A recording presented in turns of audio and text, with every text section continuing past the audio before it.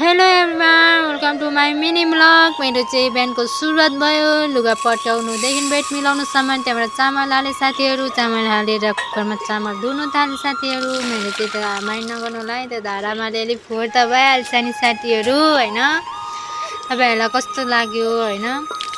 मैले चाहिँ अब मेरो लागि मात्रै खाना बसाएँ, कति कम्ती खाना भन्नु होला कुकर ठुलो देखेर होइन। त मैले सानोमा उयो गरेर पकाएँ थोरै खाना, अनि त्यहाँबाट बसाएँ, कुकर बसाएँ। त्यहाँबाट मैले प्याज टमाटर धुनु थालेँ साथीहरू। प्याज टमाटर धुएर काट्नु थालेँ, कराई बसाएँ। कराई बसाउँदा मैले तेल हालेँ साथीहरू। तेल हालेपछि जिरा धनियाँ मेथी पड्काएँ। म चाहिँ जहिले यही पड्काउँछु क्या, मलाई मनपर्छ नि त, त्यही भएर यसरी पड्काएँ। त्यहाँबाट मैले प्याज काटेर आलु काटेँ, अनि प्याज आलु काटेर तपाईँहरूलाई प्याज पड्काएँ साथीहरू। प्याज पड्काइसकेपछि मैले एकछिन रातो बनाउनुलाई चलाइदिएँ। रातो बनाएँ, अलिकति ग्यास बनाएर रातो बनाएँ। अलिकति भिडियो बनाउँदा हल्का डढ्यो साथीहरू।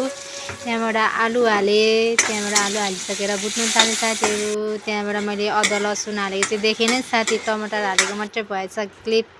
मेरो चाहिँ फेरि स्याम्पू सिद्धिएछ साथीहरू। स्याम्पू लिनु लाग्यो है म पसलतिर साथीहरू। स्याम्पू लिएर नुहाउनु पऱ्यो भनेर साथीहरू। त्यहाँबाट आलु मैले तरकारी पकाइरहेको थिएँ नि त, अनि पाकेछ चलाइदिएँ, हजुरहरूलाई देखाएँ। अनि म बाथरुम नुहाउनु गएँ साथीहरू। म नुहाएर निस्केँ साथीहरू। त्यहाँबाट मैले चाहिँ लुगा धुनु थालेँ साथीहरू। लुगा